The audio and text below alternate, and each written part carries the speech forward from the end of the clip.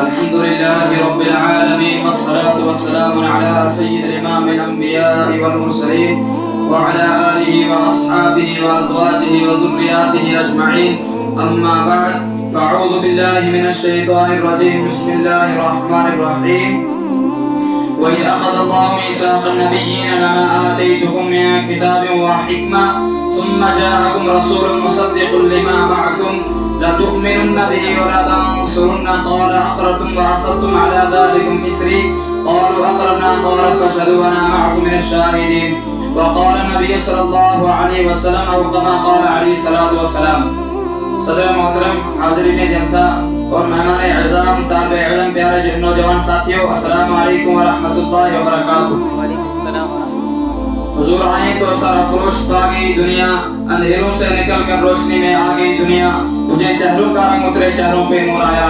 حضور آئیں تو انسانوں کو جینے کا شعور آیا. میرے بھائیوں، اس لا الہ الا اللہ میں کتنی قوت ہے کہ اللہ نے پوری دنیا میں اسلام کا سر بلند کیا.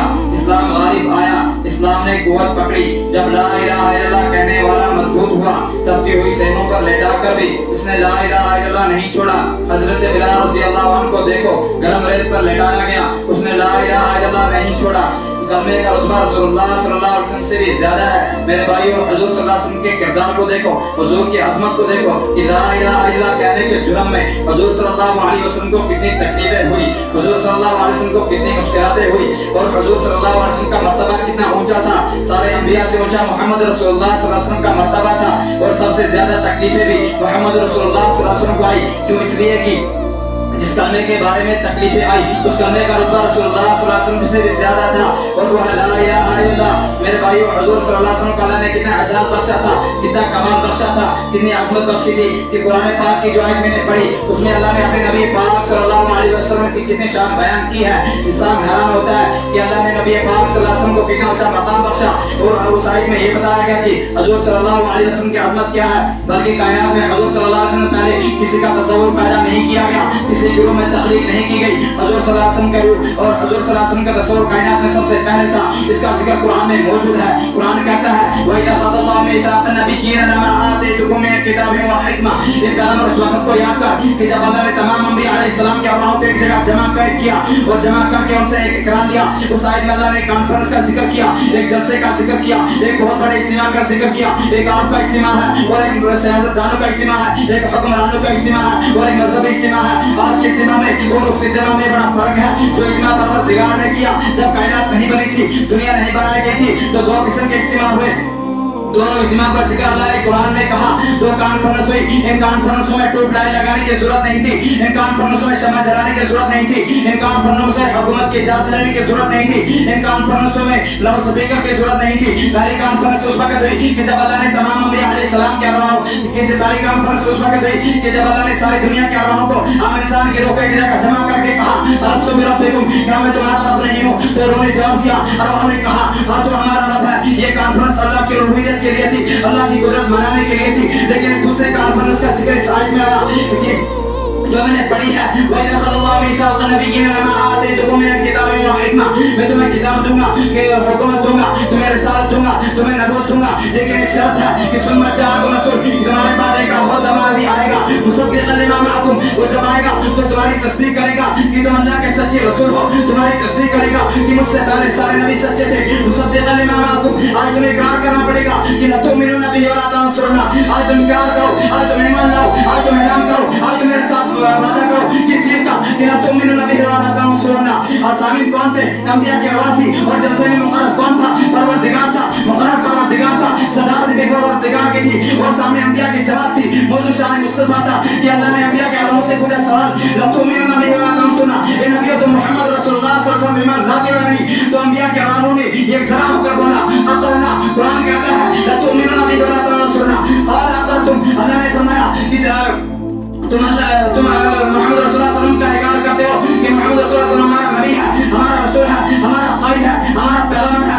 اقررتم اخذتم علی ذلک مثلی. کیا تم اس بات پر پکے ہو، اس بارے میں پکے ہو؟ تو انبیاء کے علماء نے جواب دیا اقررنا، ہم اقرار کرتے ہیں. تو اللہ نے فرمایا قالوا اقررنا. کیا تم اقرار کرتے ہو کہ محمد رسول اللہ صلی اللہ علیہ وسلم نبی ہے؟ پھر تمہیں نبوت دوں گا، تمہیں رسالت دوں گا. گویا کہ تمہیں دنیا میں نبوت محمد رسول اللہ صلی اللہ علیہ وسلم کی رسالت تسلیم کرنے میں موقف ہے. तस्लीम करो, तुम्हें नबूवत दूंगा, तुम्हें रिसालत दूंगा। सब नबियों ने इकरार कर लिया। और वकरना और फसदुना माकुम मिन शाहिदीन। अल्लाह ने फरमाया कि जब तमाम अंबिया अलैहिस्सलाम ने इकरार कर दिया, हुजूर की नबूवत का ऐलान कर दिया, हुजूर की नबूवत का ऐलान कर दिया, तो अल्लाह ने फरमाया तुम गवाह हो जाओ, मैं भी गवाह हूँ कि मोहम्मद रसूलुल्लाह सल्लल्लाहु अलैहि वसल्लम तुम्हारा भी नबी है और सारी कायनात का नबी है। तो अल्लाह ने इस आयत की रोशनी में अपने नबी पाक सल्लल्लाहु अलैहि वसल्लम के अज़मत व आफात का जिक्र किया, हुजूर की रिसालत व नबूवत का जिक्र किया और अंबिया से अहद लिया, यानी वादा कि तुम मोहम्मद रसूलुल्लाह सल्लल्लाहु अलैहि वसल्लम के इकरार करो। इसके बाद सारे नबियों ने मोहम्मद रसूलुल्लाह सल्लल्लाहु अलैहि वसल्लम के किरदार को तस्लीम किया। इसके बाद इन्हें नबी बनाने का फैसला हुआ। सबसे पहले खत्म नबूवत का ऐलान कब हुआ? मेरे भाइयों, ये कब की बात है? ये जलसा कब हुआ था? ये कॉन्फ्रेंस कब हुई थी? जब शम्स व कमर नहीं थे, जब शमाल व जुनूब नहीं थे, जब मशरिक व मगरिब नहीं थे, तो उस वक्त अल्लाह ने अपने नबी पाक सल्लल्लाहु अलैहि वसल्लम की खत्म नबूवत का ऐलान किया। पैदा शुरू से पहले आदमी सबसे बाद में मेरे भाई और हुजूर सल्लल्लाहु अलैहि वसल्लम को दुनिया में भेजा। हुजूर के तसव्वुर को, हुजूर के रूह को कायनात में सबसे पहले पैदा किया और आखिर में भेजने का फैसला किया। मैंने पाकिस्तान के अंदर एक जलसे में तकरीर की थी। मैंने कहा असल में हुजूर सल्लल्लाहु अलैहि वसल्लम के लिए अल्लाह ने रास्ते बनाया था, इसलिए अल्लाह ने अंबिया को दुनिया में भेजा। नबी ने मोहम्मद रसूलुल्लाह सल्लल्लाहु अलैहि वसल्लम की रिसालत का ऐलान किया, हुजूर की नबूवत का ऐलान किया। एक आदमी कहने लगा अगर हुजूर ने आना था तो हुजूर सल्लल्लाहु अलैहि वसल्लम आ जाते। आदम अलैहिस्सलाम को लाने की क्या जरूरत थी? नूह को लाने की क्या जरूरत थी? मूसा को लाने की क्या जरूरत थी? बनी इस्राइल को लाने की क्या जरूरत थी? इब्राहिम अलैहिस्सलाम को आग में डालने की क्या जरूरत थी? हुजूर ने आना था तो हुजूर आ जाते। मैंने कहा हुजूर सल्लल्लाहु अलैहि वसल्लम के लिए अल्लाह ने रास्ते बनाया था, इसलिए 1,24,000 अंबिया को दुनिया में भेजा। उसने कहा बात समझ में नहीं आई। मैंने कहा तवज्जो कर, आप एक कॉन्फ्रेंस रखते हैं, एक जलसा करना चाहते हैं, उस जलसे में अमीर शरीयत अशरफ बुखारी जो दुनिया के बड़े खतीब गुजरे हैं उनको बुलाना चाहते हैं। उस इंतशार में सबसे मोटा नाम आता है अशरफ बुखारी का लिख देते हैं और उसके नीचे 40-50 छोटे छोटे मुकर्रिर का नाम लिख देते हैं। लेकिन जब रात को जलसा शुरू होता है तो अशरफ बुखारी स्टेज पर नजर नहीं आते। मैंने इंतजामिया से पूछा कि जनाब मोटा नाम तो अशरफ बुखारी का है, लेकिन अशरफ बुखारी स्टेज पर नजर नहीं आते। इंतजामिया कहती है असली तकरीर अशरफ बुखारी की होगी, ये जो छोटे छोटे मुकर्रिर हैं ये मजमुआ को जमा करने के लिए है, महफिल को रास करने के लिए लगाए गए हैं। हर मुकर्रिर कहता है कि असली तकरीर अशरफ बुखारी साहब की होगी। मैं थोड़ी देर के लिए आया हूँ। मैंने कहा बल्कि इसी तरह जब अल्लाह ने फितरत का इंतशार शुरू किया तो इस इंतशार में सबसे मोटा नाम आमिना के दो यतीम का लिख दिया, मोहम्मद रसूलुल्लाह सल्लल्लाहु अलैहि वसल्लम का लिख दिया। उसके नीचे 1,24,000 अंबिया अलैहिस्सलाम का नाम बतौर मुकर्रर लिख दिया। जब ये जलसा शुरू हुआ तो सबसे पहले आदम अलैहिस्सलाम आए, फिर आदम से लेकर ईसा तक अंबिया आए। अंबिया हर नबी ने आकर कहा कि असल में मोहम्मद रसूलुल्लाह सल्लल्लाहु अलैहि वसल्लम को आना है। अब मैं अपनी तकरीर का इख्तिताम चंद इशार से करना चाहता हूँ।